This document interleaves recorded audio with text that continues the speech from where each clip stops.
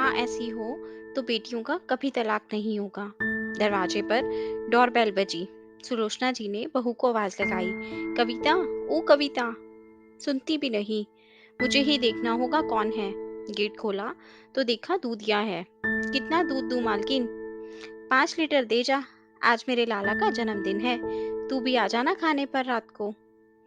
सास ने बहू से कहा, ओरी बहू, बेहोशी की दवा ववा तो नहीं खा ली? सुन रही है? मैं पड़ोस में जा रही हूँ राहुल के जन्मदिन का न्योता देने। गैस पर दूध रखा है, जरा देख लेना। सो मत जाना हमेशा की तरह। बहू का होना ना होना बराबर है, किसी काम की नहीं।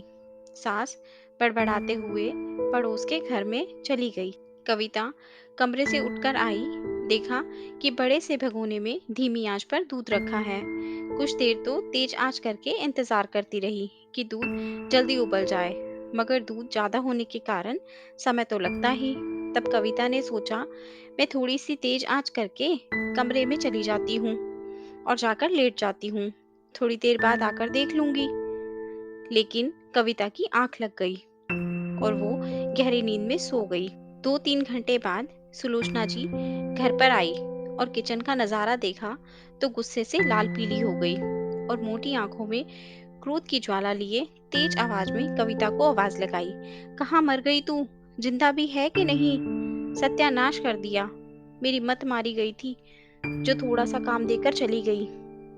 तब आंखों को मलते हुए कविता सास की आवाज सुनते ही दौड़ते हुए किचन की तरफ भागी। वहां देखा तो आधा से ज्यादा दूध तो जल गया और बाकी किचन से गिरता हुआ बरामदे तक बह निकला। कविता को देख सुलोचना जी ने बहू को खूब खरी खोटी सुनाई।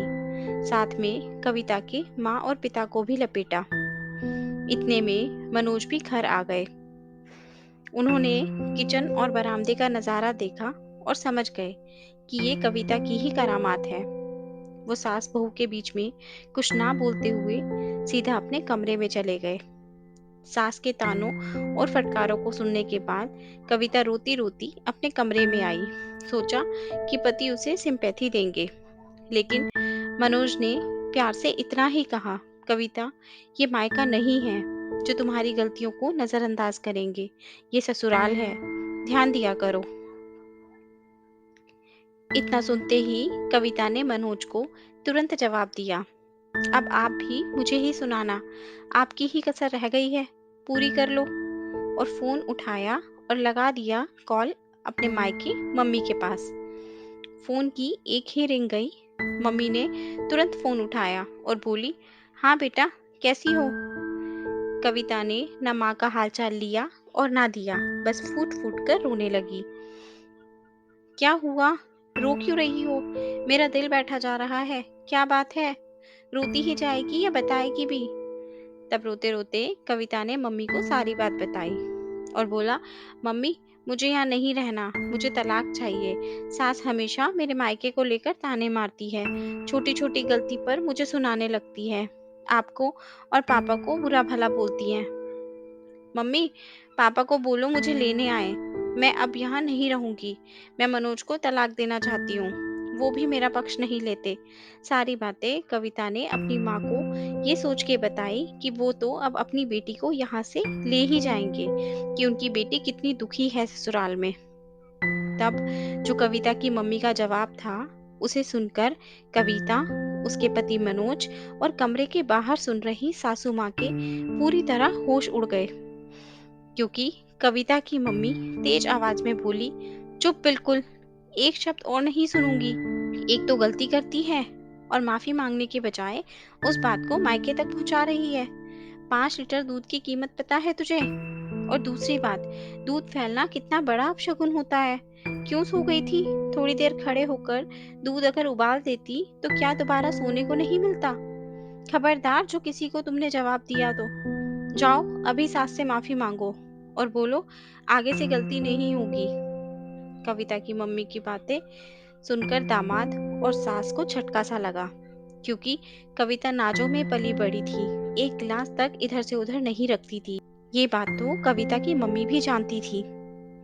तब भी कविता की मम्मी ने दिल पर पत्थर रखकर बेटी का घर बसा रहे, कविता के पक्ष में नहीं बोली। ये देखकर कविता की मम्मी की इज्जत और मान दोनों ही माँ बेटों की नजरों में बढ़ गया।